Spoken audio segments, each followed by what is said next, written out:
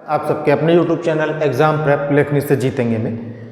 और जैसा कि हमने आप लोगों से वादा किया था कि हम जो है एक MCQ की यानी जो आपके मल्टीपल चॉइस क्वेश्चंस होते हैं उनकी एक सीरीज़ लेकर आएंगे, आप क्वेश्चन कराएंगे।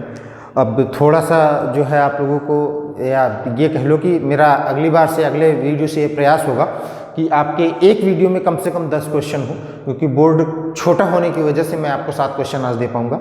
ठीक है, इन्हीं क्वेश्चंस पे आप हम लोग चर्चा करेंगे। देखिए सबसे पहले देखिए एक चीज़ और जान लीजिए, ये क्वेश्चन मैं जिन पे चर्चा कर रहा हूँ ये प्रीवियस ईयर में जो आपकी पूर्ववर्ती परीक्षाएं हुई हैं, उत्तर प्रदेश शिक्षक पात्रता परीक्षा हुई है, उसमें आए हुए क्वेश्चन हैं। ठीक है, उसमें आए हुए प्रश्नों पर हम जो है आपसे चर्चा करेंगे और उनकी डिटेल जो है एक व्याख्या करेंगे, बताएंगे आपको हर क्वेश्चन में है क्या और क्यों है वो क्वेश्चन, उसका आंसर अगर जो है तो वो क्यों है। ठीक है, चलिए अब जैसे पहला क्वेश्चन है हमारा, निम्न कक्षाओं में शिक्षण की खेल विधि आधारित है शारीरिक शिक्षा कार्यक्रमों के सिद्धांतों पे, दूसरा है शिक्षण की विधियों के सिद्धांतों पे, तीसरा है विकास वृद्धि के मनोवैज्ञानिक सिद्धांतों पे, चौथा है शिक्षण के सामाजिक सिद्धांत पे। अब देखिए पहला क्वेश्चन, पहला ऑप्शन क्या है आपका, पहला विकल्प है शारीरिक शिक्षा कार्यक्रमों के। अब ये बताइए हमको कि जो खेल विधि है वो क्या शारीरिक शिक्षा से रिलेटेड ही है? सिर्फ शारीरिक नहीं है ना। ठीक है, तो पहला ऑप्शन तो हो ही नहीं सकता। दूसरा है शिक्षण की विधियों पे। अब शिक्षण विधियां तमाम सारी हैं। ठीक है, केवल जो है यही तो नहीं कहा जा सकता कि जो है केवल खेल विधि से ही शिक्षा ग्रहण की जा सकती है, इसलिए दूसरा भी नहीं हो सकता। तीसरा ऑप्शन क्या है, विकास एवं वृद्धि के मनोवैज्ञानिक सिद्धांत पे। अब देखिए बहुत जो है साइकोलॉजिकली तरीके से सोचिएगा इसको, मनोवैज्ञानिक तरीके से इस पर ध्यान दीजिएगा। निम्न कक्षाओं में, छोटी कक्षाओं में क्यों जो है खेल विधि प्रयोग की जाती है? क्यों? क्योंकि बच्चे का विकास होना चाहिए, उसकी वृद्धि होनी चाहिए। एक मनोवैज्ञानिक सिद्धांत यही कहता है हमारा। ठीक है, तो यानी ऑप्शन नंबर आपका सी जो है वो राइट हो जाएगा। क्या हो जाएगा? Option number C. और शिक्षण के सामाजिक सिद्धांत पर, खेल विधि का शिक्षण के सामाजिक सिद्धांत से कोई मतलब ही नहीं है। ठीक है, शिक्षण का सामाजिक सिद्धांत खेल विधि के अंतर्गत आता है, लेकिन सिर्फ यही हो ऐसा जरूरी नहीं है। ठीक है, तो विकास एवं वृद्धि के मनोवैज्ञानिक सिद्धांत पर निम्न कक्षाओं में शिक्षण की खेल विधि आधारित है। क्लियर है यहाँ तक बात? ठीक है, दूसरा क्वेश्चन क्या है, डिसलेक्सिया संबंधित है मानसिक विकार से, पठन विकार से, गणितीय विकार से और व्यवहारिक विकार से। ठीक है, तो ये चीजें सब याद करने वाली हैं आपको और ये ध्यान रखने वाला है भैया, डिसलेक्सिया जो है वो क्या है, पठन विकार से संबंधित है। इसमें पढ़ने की जो है प्रॉब्लम होती है बच्चे के साथ, वो पढ़ नहीं पाता है। ठीक है, तीसरा क्वेश्चन ये है, विशेष रूप से जरूरतमंद बच्चों की शिक्षा का प्रबंध होना चाहिए। देखो एक चीज जान लो, हम लोगों ने अभी तक समावेशी शिक्षा नहीं पढ़ी है, लेकिन समावेशी शिक्षा आप लोगों ने पढ़ी जरूर होगी ऐसा मैं मानता हूँ।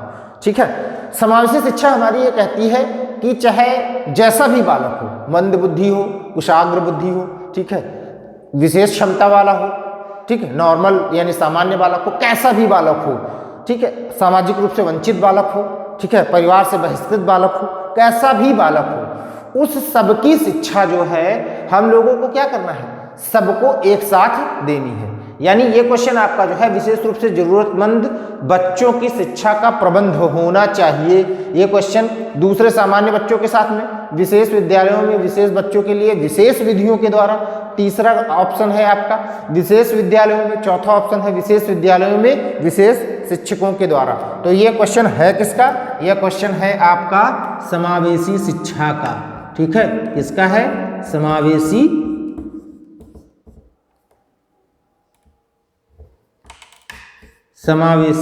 शिक्षा का क्वेश्चन है ये। ठीक, और इसका आंसर क्या होगा? इसका आंसर ये होगा, हमने कहा ना समावेशी शिक्षा हमारी क्या कहती है, बालक कैसा भी हो, ठीक है, बालक को शिक्षा हमें क्या करनी है, सबके साथ देनी है। ठीक, चाहे वो वंचित वर्ग से हो, चाहे जिस तरीके से हो, इस बात से कोई मतलब नहीं है। ठीक है, क्यों? क्योंकि अगर जो बालक को बहिष्कृत समाज से होगा या कुशाग्र बुद्धि से होगा तो वो अपने आप में जो है तमाम सारी चीज़ें उसके अंदर कई सारे अहम पैदा हो जाएंगे या कई सारे और विकार पैदा हो जाएंगे। कब वो अगर जो वंचित समाज से होगा या वंचित परिवार से होगा या घर से जो है निष्कासित होगा, वैसा बालक होगा, तो उसके लिए दिमाग में और तमाम सारी जो है नकारात्मकताएं जो है घर कर लेंगी।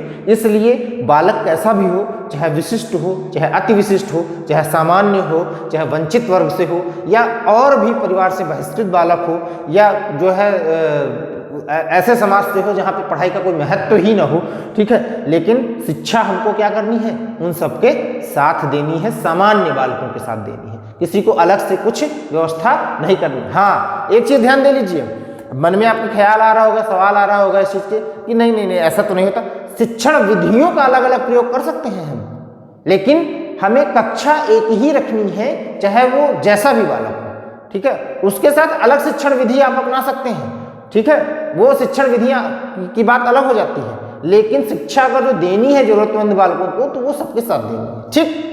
इसके बाद अगला क्वेश्चन है, अधिगम के प्रक्रम में अभिप्रेरण है। अभिप्रेरण का मतलब क्या होता है, मोटिवेशन। अधिगम का मतलब होता है लर्निंग। लर्निंग किससे होती है, मोटिवेशन से होती है। और मोटिवेशन किस लिए होता है, सीखने की स्मृति को तेज बनाता है? नहीं भाई, प्रेरणा तो ऐसे कुछ करती नहीं है कि करती है, नहीं करती है। दूसरा है, पुराने अधिगम में नए अधिगम को विभेदित करता है? नहीं, पुराने अधिगम से नए अधिगम का कोई विभेद नहीं करता, कोई अंतर नहीं करता। प्रेरणा ऐसा कुछ करती है? नहीं करती है। तीसरा है, एक दिशी रूप में सोचने में सीखने वालों को प्रस्तुत करता है। क्या एकल मार्ग में ही चलते हैं, एक ही तरफ सोचा जाता है? नहीं, ऐसा भी कुछ नहीं है। नए सीखने में अधिगम के लिए रुचि का सृजन करती है। जो नए सीखने वाले लोग होते हैं उनके लिए अधिगम के लिए क्या, रुचि का सृजन करती है। जो जैसे कोई बच्चा आया है तो उसको आप मोटिवेट करेंगे कि बेटा पढ़ाई करोगे तो ऐसे हो जाओगे, ये करोगे, फिर सामान्य बच्चों के साथ तुमको टॉफी दी जाएगी, ये दिया जाएगा। तो क्या कर रहे हैं, जो नया सीखने वाला बच्चा आया है उसके लिए एक मोटिवेशन का काम कर रहे हैं, ठीक है, सॉरी, उसके लिए जो है रुचि का सृजन कर रहे हैं, उसको इंटरेस्ट पैदा करवा रहे हैं। जब उसको इंटरेस्ट आ जाएगा तो अपने आप उसका मोटिवेशन क्लियर हो जाएगा कि मोटिवेशन क्या है उसका, उसकी प्रेरणा क्या है। उसकी प्रेरणा ये है कि उसे सीखना है, ठीक है। तो यानी आपका क्वेश्चन नंबर 4 का जो है डी वाला ऑप्शन सही हो जाएगा। उसके बाद क्वेश्चन नंबर 5 आता है, कक्षा 5 के न्यून दृष्टि वाले बच्चों को निम्न स्तर से निम्न स्तर के कार्य के लिए माफ करना चाहिए। क्यों? अगर जो किसी को न्यून दृष्टि दोष है, न्यून दृष्टि दोष का मतलब कम दिखाई देना, ठीक है, आंखों से कम दिखाई देना। दो होता दूर दृष्टि दोष होता है, न्यून दृष्टि दोष होता है। यहाँ पे न्यून दृष्टि का मतलब ये है कम दिखाई देना, ठीक है, दोष नहीं कहा है इन्होंने, न्यून दृष्टि कहा है, यानी कम दिखाई दे रहा है। निम्न स्तर के कार्य के लिए माफ करना चाहिए, ऐसा कुछ है क्या? किसी को कम दिखाई दे रहा हो तो उसे चीजों के लिए माफ कर देना चाहिए? नहीं, मुझे तो नहीं लगता कि ऐसा करना चाहिए। दूसरा है, उसे दैनिक कार्यों में उसके माता पिता और मित्रों की सहायता करनी चाहिए। क्यों? अगर जो सहायता करेगा तो उसे सीखने के मतलब खत्म हो जाएंगे, सारी चीजें वो डिपेंडेंट हो जाएगा दूसरों पे, ऐसा कुछ हो सकता है? उसे तो डिपेंडेंट नहीं करना है, ठीक है, उसे खुद पे डिपेंड होना है, अपने आप से सारी चीजें करनी है। तीसरा ऑप्शन है, कक्षा में समान रूप से बर्ताव करना चाहिए तथा ऑडियो सीडी से सहायता करनी चाहिए। ये सही है क्या? बिल्कुल। देखिए, बालक कैसा भी, हमने बताया समावेशी शिक्षा आपकी यही कहती है कि बालक कैसा हो, किसी भी प्रकार का अगर जो मानसिक विकार भी है उसको, ठीक है, शारीरिक विकार भी है, तो उसके साथ हमें ऐसा कोई बर्ताव नहीं करना है जो ये उसको महसूस करा दे कि वो इन सब चीज़ों से जो है विस्कृत है, ये उसके जो है प्रॉब्लम है, ये उसकी समस्याएं हैं।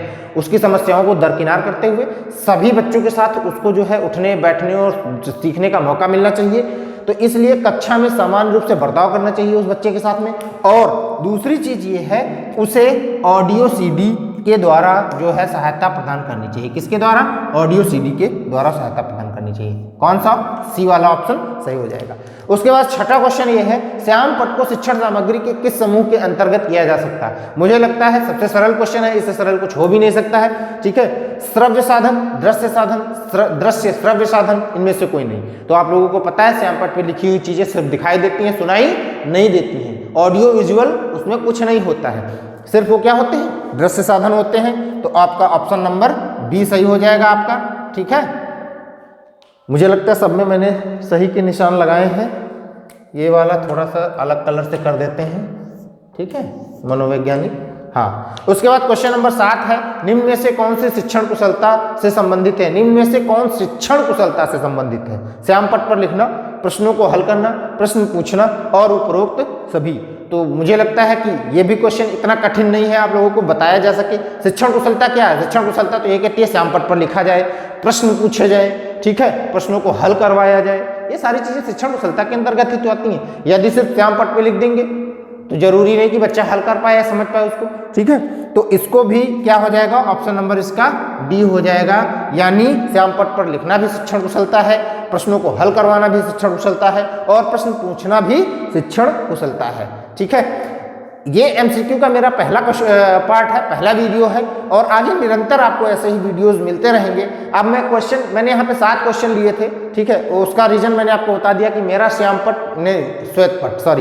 मेरा श्वेत पट यानी व्हाइट बोर्ड मेरा जो है वो छोटा है, ठीक है। इसको मैं बेहतर करने का प्रयास करूंगा, अच्छे से अच्छा और बढ़ाने का प्रयास करूंगा, और थोड़ा अच्छा छोटे लिखूंगा जिससे आपको दिखाए, छोटे और डार्क लिखूंगा जिससे आप लोगों को दिखाई भी दे और क्वेश्चन की संख्या बढ़ जाए। लगभग 10 क्वेश्चन तो कम से कम एक बार में कराए ही जा सकें, ठीक है।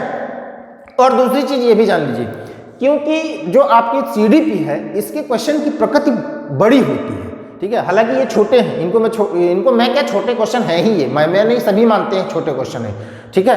तो इनकी प्रकृति थोड़ी सी बड़ी होती है, तो क्वेश्चन का कम होना स्वाभाविक है, इस बोर्ड में कम होना स्वाभाविक है। अब मैं जब हिंदी की सीडीपी, हिंदी के एमसीक्यू कराऊंगा तो आप देखिएगा उसमें क्वेश्चन, नंबर ऑफ क्वेश्चन ज्यादा हो जाएंगे, ठीक है। तो अगली क्लास में और अगले वीडियो में फिर एक नए एमसीक्यू के साथ में, यानी इस 7 के बाद वाले में मिलेंगे, नए एमसीक्यू के साथ में मिलेंगे। आप तब तक वेट करिए और इन क्वेश्चंस को अपने दिमाग में बिठा लीजिए। हाँ, जो भी परीक्षा होने वाली है उसकी दृष्टि से बहुत इंपॉर्टेंट चीज़ें हैं, बहुत ही महत्वपूर्ण चीज़ें हैं ये, ठीक है। हो सकता है कोई दूसरा रास्ता अगर जो हमसे निकल आएगा तो हम वो भी तैयार करने का प्रयास करेंगे कि आपको ज़्यादा से ज़्यादा क्वेश्चन एक समय में दिए जा सकें, ठीक। तो अगले वीडियो में फिर मुलाकात होगी। तब तक आप हमारा चैनल देखते रहिए, लाइक शेयर सब्सक्राइब करते रहिए। और दूसरी चीज़ है, डिस्क्रिप्शन में आपको प्रीवियस वीडियोस की जो है लिंक मिल जाएगी, आपको जितनी भी प्लेलिस्ट है उनकी सबकी लिंक मिल जाएगी। हमारे टेलीग्राम चैनल, हमारे यूट्यूब तो चैनल में हम आएंगे ही आएंगे। आपको जो है इंस्टाग्राम जो चैनल है, इंस्टाग्राम का जो लिंक है वो मिल जाएगा आपको, फेसबुक का लिंक मिल जाएगा, आप वहाँ से लिंक कर सकते हैं हमको, ठीक है। तो आपका अपना चैनल है, लाइक शेयर सब्सक्राइब करते रहिएगा। अगले वीडियो में फिर मुलाकात होगी, तब तक के लिए धन्यवाद।